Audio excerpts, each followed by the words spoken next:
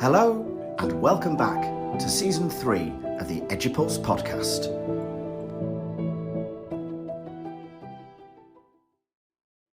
Well, good evening everybody and welcome back. It's EduPulse Live with me, Chris Passy. Very nice to see you all. And we've got one of my favourite people in the entire world. And for a first, just us two, it's Jo. Hi everyone. How are you, Jo? I'm all right, thank you. It's really, really hot today. How are you? Equally warm and clammy. Our thoughts and prayers have been with our teaching colleagues across the UK today, where temperatures have been similar to that of Bahrain than they have of the usual. Especially if you're in a room with no windows, I absolutely feel your pain. And you're, as a drama teacher as well, a black box studio, that's not going to be Lord. No, it's the studio has smelt of feet and success today, and that's what I'll stick with. Yes, we've got to have success criteria. We've got to measure the impact, and I suppose if there was a graph that we could have that kind of plotted smell of feet against success, maybe we'd have some data to talk about. Maybe. If you want to plot one, I'll let you. I'll give that to Adam. So we have tried to bring Adam in on this tonight, but as ever, being the busy teacher leader he is, he's just finished at school. What was he saying? He's doing an EDI council with some students and teachers, and he was going to try and join, but he's darting here, there, and everywhere. And that's what we love at EduPulse. It's about real life teachers doing real life teacher jobs, and sometimes that means trying to do a podcast in the car. And that just wasn't practical. So we're going to crack on with our nice live episode today, because Adam and I are going to the 15th annual Festival of Education at the end of the week. Jo, have you ever been to the Festival of Education? I've never been to the Festival of Education before, but I'm really excited to hear about what you and Adam are going to be talking about. Well, yeah, so I'll come on to that in a second, but because I've never been either. And it's always been something, because it's in term time and you know, it's difficult to get off, but there's something about it, because educational luminaries from around the world flock to this place to talk. There's 300 speakers, thousands go, and I'm counting myself very lucky, pinching myself that I'll be with Adam. We're actually going to be doing something really interesting as part of the Flourishing Strand from Andy Wolf. We're going to be talking about how developing decision making in teachers might just lead to a potential solve for the retention crisis. I know Adam's been doing a lot of work and chatting with Hailey Hughes and Sarah Cotting out there and Sam Gibbs, and they've all been having this conversation for quite a while now. It's nothing new, but we're actually going to be hosting a panel and bringing in two really experienced leaders and just chatting basically about how job dissatisfaction and job satisfaction aren't necessarily the opposite ends of the same spectrum. I think that's Hertzberg's really famous work from 1987, I think it is. Some really important conversations around what makes you satisfied at your job, or are you less satisfied, and what makes us as teachers feel a professional identity. And what we're all thinking at the moment is that it's to do with purpose. It's really to sit with that Hertzberg idea of purpose, and does that lead to a sense of a professional identity? And so we're going to crack that open, basically crack that little nut open and go have at it, panel. So yeah, I think it's going to be a really interesting talk. We've actually got the 2:45 slot on the Friday, so we're actually the last slot on the Friday, speaking directly after Trumpets Please, Dame Alison Peacock. Wow, that's amazing. Really, really cool. So yeah, anything I've said there, Jo, that's sparked anything in your brain? Yeah, I was looking recently at the Harris Federation, and the CEO says that they are system disruptors, and I thought that was really, really cool and quite like punk leadership. Kezia, if you're around. Yes. But that's my purpose as a teacher. Like, I was the first to go to uni. I was the first to have a career in my family. And I think that my purpose is instilling the idea that other kids can do that. Mm-hmm. If they're in a situation they don't want to be in, in a place, or they don't see themselves in their parents, and they want more, that they can do that. And I think that's why the arts are so important. I think that's why I enjoy my job so much, is because I get to instill that hope and that love of difference into young people. And everybody has a different purpose, say, in education, but it normally stems from excellent teachers who you had. Oh, well, absolutely. I'm always thinking back to the teachers that I had at secondary school, whether they were my form tutor, Miss Wildbore, my English teacher, Miss Bentley, my physics teacher, Mr. Boucher, my head of year, Miss Fernandez. I'm 38. These names are just coming to me. These really influential people that they had a purpose, and there wasn't necessarily a retention crisis. So we have to look at all these things that are surrounding these people. I'm speaking at Central Regions School Trust Governors Conference on Wednesday night, because I'm chair of governors for one of the schools. Oh, I'm for one of the schools, Waisley Hills. I'm going to say that out loud. Waisley Hills. Woo! Really, really cool school. Awesome leadership within that school. And I'm going to be talking a little bit about kind of how we've gone from RI to good as a school. That's been a bit of a long journey, but it's through the eyes of agency, because one of the really cool things that this MAT does is it doesn't impose lesson structures, right? So it Oh, doesn't that's say cool. you will do 6 cold calls and you must use mini whiteboards and you must take a clipboard and you must go around and here's your bus route and you must do exit tickets. What they do instead is they respect the teacher from a distance. They put all these things in place. Here are the scaffolds that you might need, but they trust the teacher in the moment, and they go, "This, you know them better than we do. So have a go. We'd like you to try cold calling. Shall we all try cold calling? Let's look at why it works. Let's look at who it's going to work for and why that might be a good thing, and then let's feed back so it becomes iterative." And I think if Adam were here now, he'd be speaking about process-driven iterative action. Harry Fletcher Wood's done a paper on this recently, but Adam is all about PDIA at the moment. So if Adam is in his car listening to us, I'm giving that a bit of a plug. Give us a cheer. Give us woo! Woo! And so that's kind of what we're going to be talking about, and that's too much for a podcast. That's too much for an episode, right? It's too much for a panel talk, but it's certainly going to give the opportunity for our guests to really chew over what it is schools can be doing on a trust level, on a school level, on a classroom level, on a teacher to pupil level, that gets them to not only check themselves out from a self-efficacious point of view, and go back to our episode with the marvelous Dr. Chris Baker on self-efficacy, and read Dr. Neil Gilbride's book, his Bandura's Self-Efficacy in Action. All of these are really, really important, but if we can chat about those just a little bit and start to see what might be driving us to either stay where we are in the profession or driving others to leave. What do you think got Waisley Hills to the point of being able to give that agency to their teachers from RI to good? Do you think there was a turning point where they thought, we can do that now? Because some schools, or some people who are listening, might be in schools where they feel like they can't quite let go of the reins yet because they are RI or inadequate or whatever. What do you think was the turning point? That's a really good question. I reckon part of it will have been down to a recognising of how important relationships were when it came to leadership.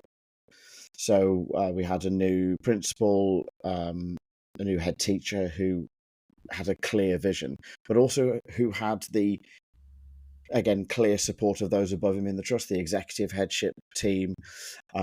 This isn't a trust that just parachutes people in to take over roles. Rather, when Ofsted do come calling, the main team do turn up, but they're there to support. And it's awesome to see Guy Shears, who's the CEO. I've seen him now at, I want to say, 3 Ofsted inspections, and he's there for the whole time. And he's just in the background. He's making sure everybody's okay. He's getting them a cup of tea. And then when they're getting the results, he's bawling his eyes out. And I find that kind of connection filters down so that when the leader has to say something in the school, like, we need to move on now, we need to get to good, these are the things we need to do. It's not about buy-in. You aren't wasting your time convincing people. Everybody's come to this point of cultural recognition. We need to move together. And then you get some people going, instead of the leaders going, here's the bus, get on or get off, it starts to work the other way, where you have people going, I don't think this bus is for me, actually. I think we're going to a destination I'm not going to enjoy. And that sense of relationship into leadership was the turning point of things. It was about people, and that's essentially what I'm going to be saying on Wednesday. I guess when this podcast goes out for people to listen to on their commutes, I'll be talking about how it's about people, and as a governance team, allowing the leadership of the school to be operative and to go and do their job without being strategically a hindrance, which some governance bodies can be. Do you think there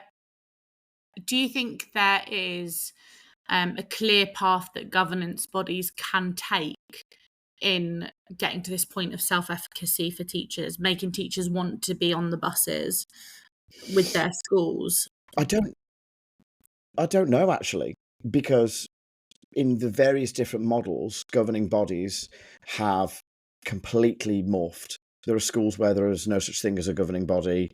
It's a parent collective, or in some trusts, there's just the trustee body. There's nothing delegated. So I sit on a local academy governing board, and I'm the chair of governors. But that actually, when it comes to it, doesn't really mean anything. It's just up to you how you place your other governors strategically, but you don't have any more power or seniority. And so, you do your governor visits, and you make sure that we're holding each other to account, or holding each other to a sense of higher purpose. These are the things we're ticking, but also the legal things, right? So I'm also the safeguarding governor. So it's a single central record. Is that sorted? Have you done all your checks? Is everybody trained? All that kind of stuff. I wonder if I have a different view of it because I'm a deputy head. And maybe then that's the crux of it, is that if governing bodies, or if trusts want a governing body that gives wiggle room and breathing room, maybe is a better phrase, for schools to have that self-efficacy, to have that autonomy and agency, then maybe they need more educators in there. That was my next question. Do you think that being a deputy has guided that, but also you're so wonderfully vulnerable and authentic as a leader that I think that potentially seeps into your governance too, and your ability to make empathetic decisions, and the idea that vulnerability isn't inherently weak, and having that empathy for the teachers and the leaders within the schools that you govern, I think is really important. Yeah, possibly. Kind of the vulnerability thing is the stick I tend to bang. Vulnerability. It's very warm. Vulnerability. It's very warm. And my TV's just come on right in the middle. What on earth? Please hold the line, caller. Just 1 second. That's okay. If you're wondering, I think it was Pablo the sausage dog who turned the TV on. Wimbledon just started playing. What's Pablo watching? Wimbledon? Yeah, he's cheering on Emma Raducanu. Okay. Oh, wait, no, she won ages ago. Oh, spoiler alert. Sorry for people Sorry, everybody. who are saving their Wimbledon matches. You're Wimbledon fans. No, I've met some wonderful, wonderful people through governance, and oftentimes these people have no idea what's going on in schools, and they are there as that outside eye, and sometimes that can be really helpful. But our business is covered in acronyms, and when you've got to provide a glossary of terms, or when you've got to jump in and what's GLD mean? Yeah. I think sometimes that can be two things. It can be a hindrance because you don't get asked the right questions, And then the second thing is the questions that you do get asked are pertinent to the governor wanting to know them, not to the strategic direction of the school. So why is this number so low? Well, we've explained before, Gary, that these, they're in year 2 now, but when COVID happened, or, this kind of thing, or, for instance, in a secondary school, the kids that have just taken their GCSEs didn't take their SATs. No, they didn't. So we're looking at that massive gap. And as an educator, I think you're already aware of that. Then again, you don't want to be a Nepo baby governor and be like, well, we're all teachers and we all know what we're talking about here, because there's a chance there in some settings where you will, a bit like family forgives each other. You'll be like, Yeah. I get why you did that, so I'll let it go. Whereas actually sometimes it's really difficult to take that hat off, put the chair of governor's hat on and be like, we are now going to be following procedure and policy to the letter. So I think that having some contextual understanding of the school from an educational point of view seeps down into the leadership, because they aren't looking to be held accountable for things they cannot change.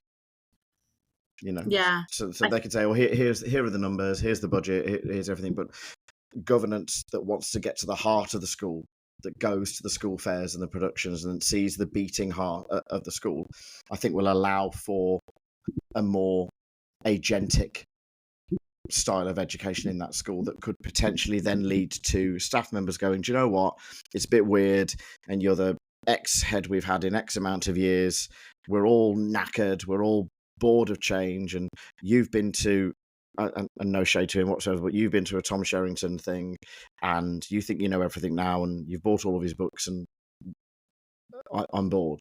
Whereas actually somebody like Tom Sherrington deserves the time, the hours, and frankly the money to buy into walkthroughs or whatever you might want to look at, whether it's from Step Lab or Inner Drive or Iris. You just go, this is what we're going to do and this is why it's going to work, not I've just had some PD for an hour and now I know what we're going to do. I think all of that adds to a school that is not going to have any self-efficacy and is not going to have agency. And I think it's all contextual as well, isn't it? I'd love to hear from anybody who, in any size, MAT or authority system, and what your governance looks like. Because I'm in a fairly large MAT, but we're the only secondary school. Right, yeah. And our central team work out of our building. So we see our CEO quite frequently and we see our governors all the time.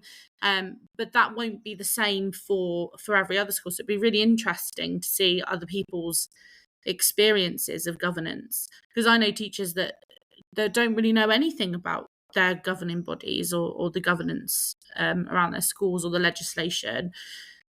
What's your experience, people? Tell us. Yeah, please let us know. Get in touch. And if you are a governor and you want to come on the podcast and talk to us about what that looks like, you'd be more than welcome. Because I think, Joe, one of the things I'm really looking forward to at Festival of Education, and we're really going to try and quickly interview as many people as possible and try and put something together, because I don't want to gatekeep what people can see and get to, but it's a ticketed event. It's in the middle of term, so let's try and make it a bit more accessible. But I'm hopefully going to be speaking to Professor Dr. Hailey Hughes. She's doing some really cool stuff. Sarah Cottingat is going to be there. She's going to do her talk on the book that changed everything for me, alongside Sam Gibbs' book. Sam Gibbs will be there as well. But the EduPulse Meaningful Learning in Action. So Sarah's going to be doing a chat with that, with the walkthrough strand. Shane Leaning is going to be there, and Shane is coming all the way over from China's. Very exciting. Get to have I was going to get to have a cuddle with Shane then, but I mean, if you know me, you're like, oh, I know what you mean, but over the airwaves, that's a bit weird. Chris is a hugger. I'm going to say hi to Shane, and we're going to chat about loads of different things, because Shane is actually one of the people who really feeds our thinking about you don't have to have buy-in if they've co-created it from the beginning. Actually, I'm doing my MPQH at the moment and had a really interesting and semi-frustrating conversation with some participants on the table, whereby they were, listen, if you want to pass, you've got to obey the EEF cycle of change implementation. And part of that is buy-in. And I was pushing back slightly on the idea that if you're in a smaller setting and you can genuinely co-create something with your team, you miss out the part of buy-in because they're already there, they're invested. And some people were so systematically and organizationally dogmatized. Is that a word? They just weren't able to see it. They just weren't able to see. Dogmatized is a word. They just weren't able to see that it's possible to do that, and that'll be down to their context and their setting. And you know, we go context is king, context is queen. We absolutely know, but that doesn't mean that, you know, you don't have to have a go. And that's kind of where Shane's coming from. He's doing some work at the moment, again with Sam Gibbs and a number of others, and his book that's coming out about seeking the change from within your organization, which is ironic because he's going to have to try and sell his services to schools to do this. We had a conversation, but ultimately he's so ethically charged and in the right spaces. Like, I can just see him. He hasn't said this, but I can see the idea being like he's going to do himself out of a job if it's gone correctly. Yeah, because you need to be able. You know, we're never going to get rid of the outside voice because they're always really important. But we can get rid of the outside voice that charges $6,000 a day to come and tell us something we already know, and look within our own and use people like Shane to come into our organization and go, you know, do a bit of a Mufasa, you know, the answers within inside you all along kind of thing.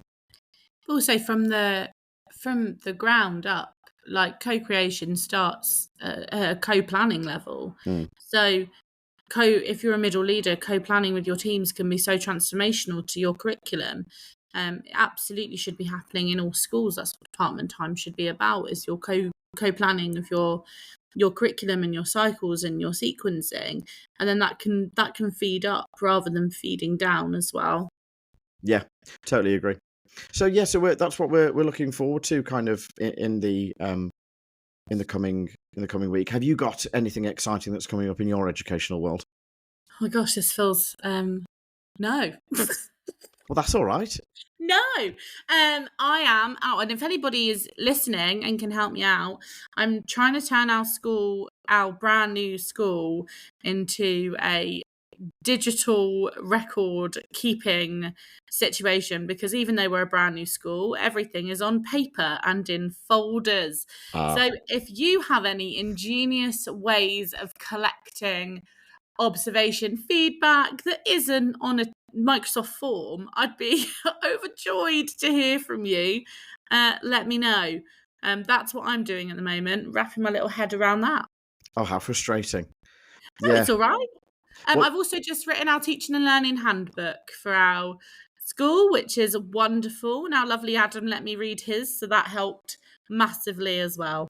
When Adam shared the EduPulse teaching and learning handbook, I think he got 22,000. It was wild, wasn't it? Yeah, because it's excellent. The website crashed. But do you know what that told me and told us? Is that for some schools, the role of teaching and learning lead is akin to, did you play the trombone when you were a child? Brilliant. You can be our, you know, head of music kind of thing. You know? That is what it is. And primary school teachers will absolutely know what I'm talking about. And it is, I'd say that with my tongue in my cheek, obviously. But the amount of people get in touch going, oh please can have a look. I've just started this job and I have no idea what I'm doing. And it's, well, first of all, there's two answers. Yes, you do. Yes. It's about codification and you understanding the language you want to use. And as we always say, it's going to take you at least a year to get that shared language up and running before you even start implementing anything. Touch anything else. You've got to be talking along the same lines. But then, second of all, if you are a teacher and you enjoy your job, then I think you're going to be working on that kind of iterative improvement within yourself anyway. You're going to be working hard on that. But I've just said that out loud. Is that idealized, Joe? Do you have time to read all of these books, or is that just for privileged people like me who get 5 minutes? Well, or do you think that's not representative of the teachers out there, that they don't? Because, you know, Adam and I were writing these books. We've got Seeding as a Deputy Head coming out in January. January after that is Professional Development for Great Teaching. And it's like, this is fine, but who's reading the books we're writing? First of all, me. several times now. I don't think I am representative of a vast amount of the teacher profession in terms of how much I read, because I'm a massive nerd. I love pedagogy and teaching books and getting better at the thing that I love to do, which is teaching. Mm. And I am lucky in that, as part of my job, there is time for me to read and to research and to make sure everything I'm doing is evidence informed. But then it is also part of my job to make that accessible for the rest of the teachers in my school. So reading it, taking extracts, pulling it apart, contextualizing it, and then giving it to them, I think is really helpful. But I do think that, a vast amount of teachers do like to read to get better at what they're doing. And I think, Succeeding as Deputy Head is one of the most transformative books I've ever read. That's very kind of you to say. We'll roll It that is. out. We'll roll that I've out told you again. this. We'll roll it out again in 6 months' time when we need that to pick up. Clip me and just play it on a loop. But yeah, so to try and wrap up a bit about, so we said about Festival of Education. So it's this Thursday and Friday down at Wellington College, and some of the people they've got as keynotes, we've got Sir Martin Oliver from that there Ofsted, Professor Becky Francis. She's leading the what's it called, the thing that she's leading, the big thing, the Teaching Commission. Yes. Mina Smallman is going to be speaking. Yasmin Omar, Doug Lamov is going to be there. Mike Berners-Lee, and from our neck, well, I say my neck of the woods, Sir Lenny Henry is going to be there. What's he doing at the Festival of Education? I don't know. I don't know. I'm just having a look. That's exciting. It is. I'll be like, Sir Len, why are you here? I met him once. He was in a play that I can't remember the name of in the Theatre Royal Bath when I was at uni. He was great. Can't remember the name of the play though, but he was wonderful. Well, we're just excited because the festival, it's an opportunity for us to kind of be immersed in this massive spectrum of educational content. There's going to be books signings from various authors. There's going to be challenging debates, and fingers crossed we're going to be chairing one of them. And to remind listeners, we're going to be chairing a decision making. Will that lead to flourishing, which is the name of the strand from the legendary Andy Wolf. But are you flourishing as a person? Do you have that agency? And are we keeping you in the profession because of that? But it is essentially a celebration of professional development, which I think is really exciting. And so exciting. Oh, I wish I could be there. I'm gutted. It sounds amazing. Next year, friend. Or we are on live. I don't know whether any of your colleagues listen to this, but I do have a guest ticket if you want a migraine on Friday. Not that I am. No, I will be at work. You've passed the test. She passed the test. Listener, there is too much to do. But please, somebody record the panel, because I would love to watch it. Yes, well, I'll actually finish with one of the things we kind of will be saying, and it's a quote from who is it the quote from? It's a quote from Suarez and McGrath from 2022, and they say, teacher professional identity refers to the attitudes, beliefs, and values that teachers have about their own roles and impacts teachers' self-efficacy, teaching quality, motivation to engage in continuous professional development, and therefore teacher retention and student outcomes. And from that, we'll be posing the question, how do we embed decision-making into the heart of professional development to help all teachers flourish? Incredible. So we're really looking forward to that, because I've got a couple of ideas that are brewing in the back of my mind. How can we make that happen? To put you on the spot as a finishing thought, no. Can you think of anything? Imagine you're on the panel and I've just said to you, hello, Joe, we'll come to you first. How do we embed decision-making into the heart of professional development to help all teachers flourish? I think decision-making takes so many forms, right?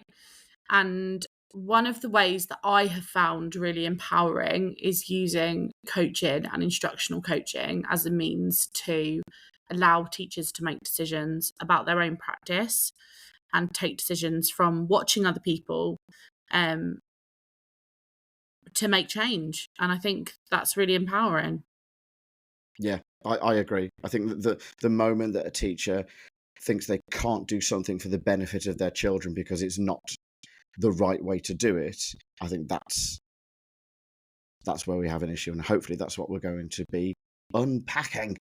Oh, I'm so proud of you both. It's going to be amazing. Very exciting. Also, I need the general public to tell me off because I've still got your EduPulse mug that I've still not managed to get to honestly, I just want to be able to drink my Diet Coke out of an EduPulse mug. That's all I want. Listen, I will do. We've I will do what I can. seen each other at least 4 times since then, and every time, it's just who I am. It's on the side. Justice for Joe. Justice for Joe and the EduPulse mug. Joe, thank you so much for joining us tonight on EduPulse Live.